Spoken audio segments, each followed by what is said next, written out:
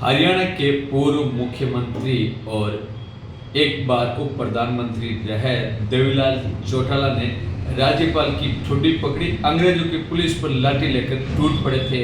ऐसे थे हरियाणा के मुख्यमंत्री जो 2 बार बने थे, देवीलाल चौटाला, जिनकी अलग ही कहानी देखने को मिल रही है। और हरियाणा में इस समय चुनाव का बिगुल बज चुका है, जिसके बारे में बड़े ही रोचक जानकारी देखने को आपको मिल सकती है।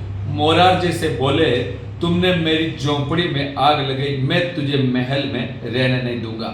1971 में देवीलाल कांग्रेस छोड़ चुके थे। इमरजेंसी के दौरान देवीलाल ने जमकर इंदिरा गांधी का विरोध किया।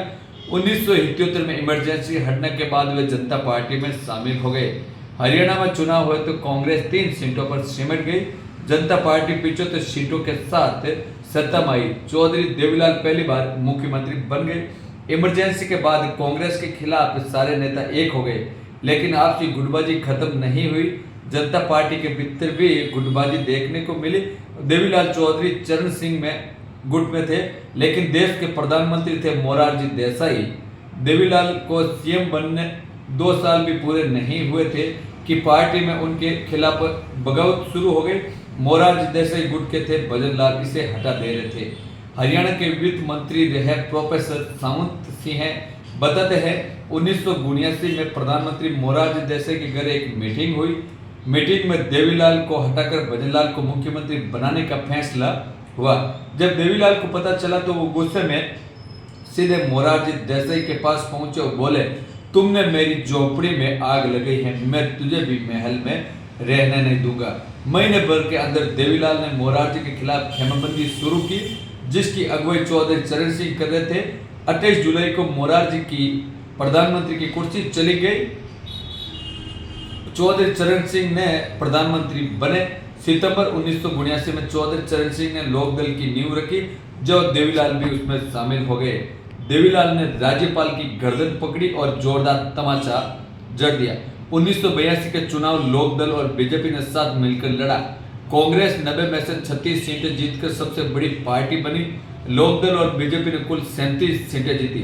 जब सत्ता की चाबी 16 निर्दलीय विधायकों के हाथ में थी, राज्यपाल जीडी तपासे ने 22 मई को देवीलाल को बहुमत साबित करने के लिए बुलावा भेजा। देवीलाल ने गठबंधन के 38 विधायकों के अलावा 8 निर्दलीय विधायकों का समर्थन पत्र राज्यपाल को सौंप दिया। राज्यपाल ने देवीलाल से कहा, सोमवार को विधायकों की परेड के बाद उन्हें मुख्यमंत्री पद की शपथ दिलाएंगे। विधायकों के तोड़ फोड़ को डर से देवीलाल उन्हें साथ लेकर हिमाचल चले गए। तब केंद्र में कांग्रेस की सरकार थी और इंदिरा गांधी प्रधानमंत्री। अगले दिन यानी 23 मई को राज्यपाल दिल्ली पहुंचे और दिल्ली के हरियाणा भवन में कांग्रेस नेता भजनलाल को सीएम पद की शपथ दिला दी। जब देवीलाल को यह पता चला तो वे आग बबूला हो गए। अगले दिन राजभवन पहुंचे और सरकार बर्खास्त करने की मांग पर अड़ गए। राज्यपाल तपासे से देवीलाल की बहस हो गई। गुस्साए देवीलाल ने तपासे की ठुड्डी पकड़ ली और उनके गाल पर जोरदार तमाचा जड़ दिया। इस घटना के बाद देवीलाल की देश भर में आलोचना हुई, हालांकि उन पर कोई कार्रवाई नहीं हुई। 1985 में प्रधानमंत्री राजीव गांधी और अकाली दल के अध्यक्ष संत हरचंद के साथ उनका एक समझौता हुआ और इसमें चंडीगढ़ और रावी व्यास नदी के जल बंटवारे पर भी हुआ। यानी इस तरीके से बड़े ही नेता के रूप में चौधरी देवीलाल के जीवन की कहानी है, जिन्होंने हमेशा संघर्ष किया और उप प्रधानमंत्री की कुर्सी तक पहुंचे। ऐसे में वो 2 बार हरियाणा के सीएम भी रहे थे और जब उनको पहली बार टिकट मिला और अपने घर जा रहे थे, तभी उनके पिता का देहांत हो गया था।